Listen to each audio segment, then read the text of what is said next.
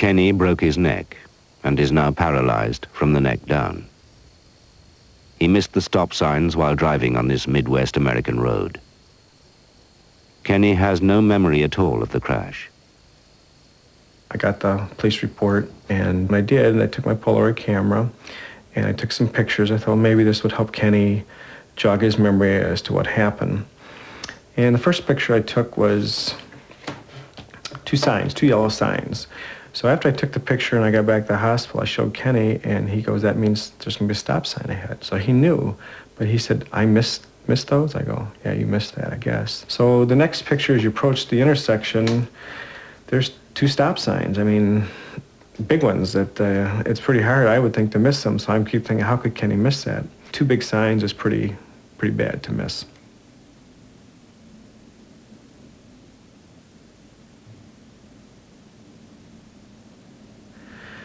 It doesn't appear that there was any braking at all, so I don't think these cars even saw each other till the last second, or the other driver thought, well, he's going to stop, and he didn't. But they had a pretty good impact. And it boils down to driver error, that you got young people driving cars that don't always know what's going on, I think, and that's what's the sad part. He was an aggressive driver, I would say. I think he was a good driver, but I'd say he was pretty aggressive. That would be my evaluation, I think, of him.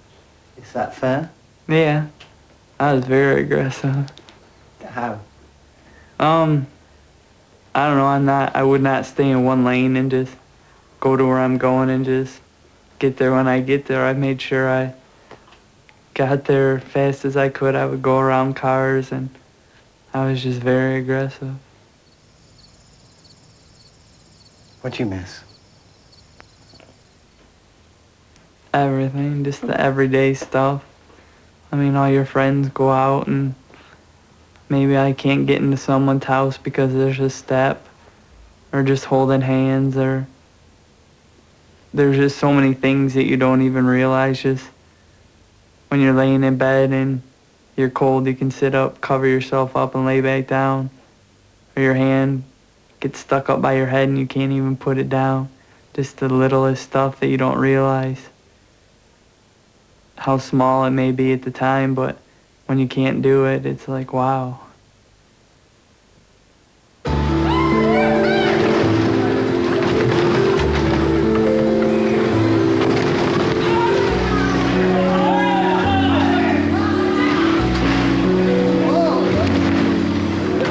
The appeal of driving is irresistible, almost built in.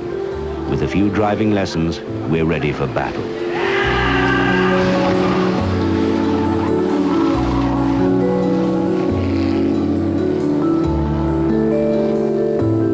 If drivers cause crashes, perhaps they can be taught to drive better.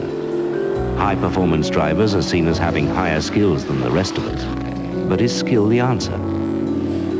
When you're talking about the kind of skill which rally drivers feel they have to have, obviously that's different from the kind of skill which the average motorist will feel they have to have. But nevertheless, there is still this feeling that because you have passed a driving test, because you have got certain kinds of confidence and pride from doing that, that you know what's going on, you're the master, you're the boss. There's also a certain amount of emphasis on learning how to get out of trouble. However, the skills which you need to get out of trouble are very often precisely the skills that people use to get into trouble in the first place. An American study looked at the accident rates of racing car drivers on public roads. Their crash rate was higher than ordinary drivers. High performance is not high safety.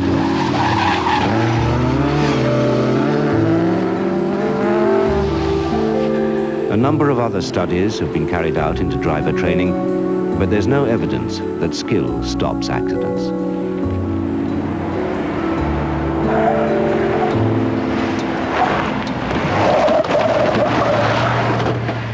We're going to go through the single cones. We're going to use hand-over-hand steering or a combination of shuffle steering. In and out, minimum of 20 miles per hour. Exit the last cone, pick up your speed. Despite this investment in skill training, the New York police have a crash rate much higher than you would expect, even allowing for the nature of their job. 9 times higher than ordinary drivers. Time to avoid accidents. When I say brake, hit them hard. And brake, use your ABS system to a full stop. That's the end of your test. More skill is not the answer to crashes. These 2 young men are showing off to their friends. They believe they're in control. They're going to die.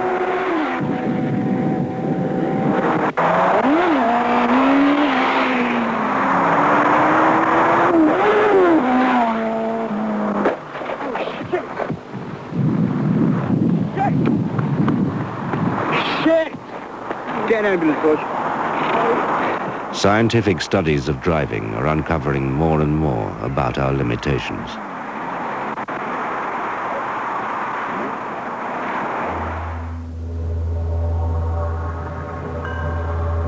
Research carried out on drivers' eye movements over the last 20 years has shown that the way drivers see things may make crashes inevitable. Drivers are faced with a whole range of choices. Where they look may mean an accident or not. We have a very wide area of vision, about 90 degrees on each side and a little less than that above and below. But only a very small part of that is accurate vision, about the size of a quarter held at arm's length. And that means that if we want to really look at something to see what's happening, to see if the pedestrian is starting to move across the street or to see if the light is turning red, we have to look right at the thing. When we film eye movements of drivers, we see that they fixate for a brief period of time and then zap, they fixate somewhere else, zap, fixate somewhere else. And each of those fixations takes about 1/3 of a second. And the reason that's a problem is that we are moving so quickly. We're moving at about 40 feet per second just in this city traffic area. And that means that in 1/3 of a second, we go this distance. I'll show you. And that's just to glance at the traffic light or glance at the pedestrian. Let's say we see something that makes us want to stop. Then we need perception reaction time. And during that time, just to get our foot on the brake, we travel this far.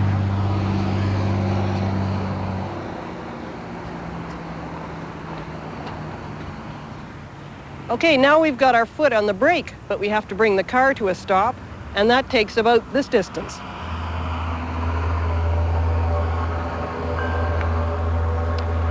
So you see, it's a very long distance just to respond to an unexpected event, the pedestrian that suddenly steps out in front of us.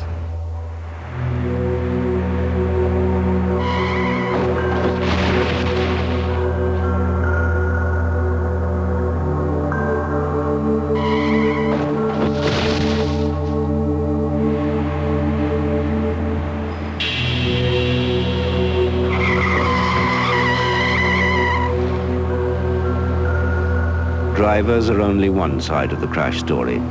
There are others on the road.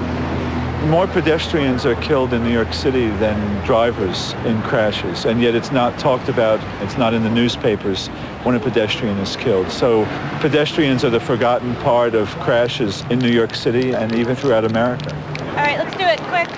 Once a month, a group of New York campaigners tours the streets, painting epitaphs to pedestrian deaths.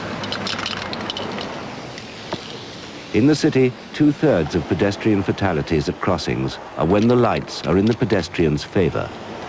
Across America, the equivalent of 20 jumbo jet loads of pedestrians die each year. It seems that every time a child is run over by a car, it's said that he or she darted out into the car, and the driver had no time to react. Well, if the driver had been going only 10 miles an hour instead of 30, or if the driver knew that there would be terrible consequences for him if he ran into a kid and injured a kid, then the drivers would exercise more restraint, and we wouldn't have car crashes being the #1 cause of death among people in America under the age of 14.